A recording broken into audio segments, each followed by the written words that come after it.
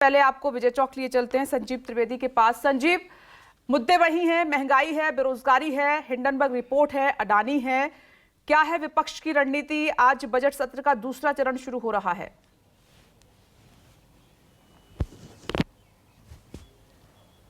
या देखिए, बजट सत्र का दूसरा चरण, और इसमें अगर हम विधायी कार्यों की बात कर लें जो कि सबसे ज़्यादा देश की जनता के लिए ज़रूरी है, तो जो सप्लीमेंट्री डिमांड फॉर ग्रांट्स होता है विभिन्न मंत्रालयों के लिए, उसको पारित होना होता है।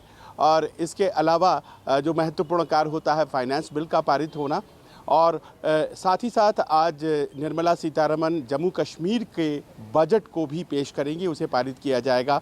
वहाँ पर आप जानती हैं राष्ट्रपति शासन है। तो ये विधायी कार्य है और बड़े महत्वपूर्ण विधायी कार्य हैं, लेकिन ये विधायी कार्य सुचारू रूप से चले इसके लिए ज़रूरी है कि संसद जो है वो शांत रहे और विपक्ष और सत्ता पक्ष में सहयोग रहे।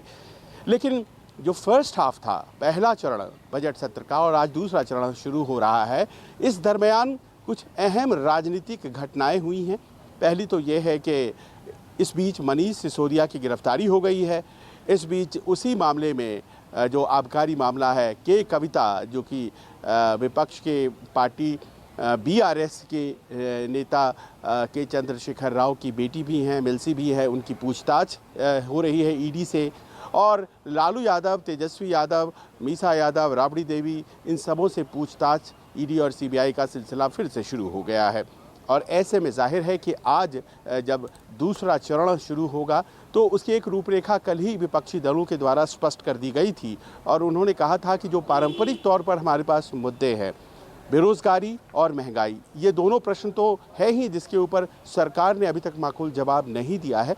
उसके अलावा सबसे बड़ी बात यह है कि आज की तारीख में हमारी जेपीसी की मांग अडानी मामले में वो भी लंबित है, और साथ ही साथ चीन के जो उससे जुड़े हुए मुतल्लिक सवाल है, हमारी ज़मीन पर आकर बैठा हुआ है, विपक्ष का आरोप है, तो हमें उसका भी जवाब चाहिए। तो अगर मान लीजिए इन मुद्दों को उठा लिया गया तो जाहिर है कि इसमें कन्फ्रंटेशन उसी तरह से होगा विपनेश, जैसा कि हमने फर्स्ट हाफ में देखा था। अब सवाल विपक्ष की बातों का भी हो जाए। विपक्ष में देखिए, एक तो है कि उन्हें सरकार से लड़ना है, और दूसरा ये भी है कि उन्हें आपस में भी लड़ना है। और आपस में इसीलिए कि कांग्रेस और आम आदमी पार्टी, या फिर आम आदमी पार्टी और कांग्रेस, और एक तरफ आम आदमी पार्टी और टीएमसी, दूसरी तरफ कांग्रेस, ऐसे बहुत से प्रश्न हैं जिसको लेकर के आपस में बहुत कन्फ्यूजन है और टकराव की स्थिति है। मनीष सिसोदिया का जहाँ तक सवाल है, कांग्रेस कह रही है कि सरकार का एक्शन सही है और आबकारी घोटाला हुआ है, और इसी कारण से आम आदमी पार्टी और कांग्रेस साथ नहीं आ रहे हैं। और वहीं दूसरी तरफ लालू यादव के ऊपर हो रहे एक्शन, उनके परिवार पे हो रहे एक्शन का विरोध करती है कांग्रेस। तो वहाँ एक और कन्फ्यूजन है कि आप लालू यादव का साथ दे रहे हैं, लेकिन आप मनीष सिसोदिया और आम आदमी पार्टी का साथ नहीं दे रहे हैं। तो ऐसे में विपक्षी एका कैसे रह पाती है, क्योंकि ये मसला पिछली बार नहीं था, फर्स्ट हाफ में नहीं था। तो ध्यान देने वाली बात ये भी होने जा रही है।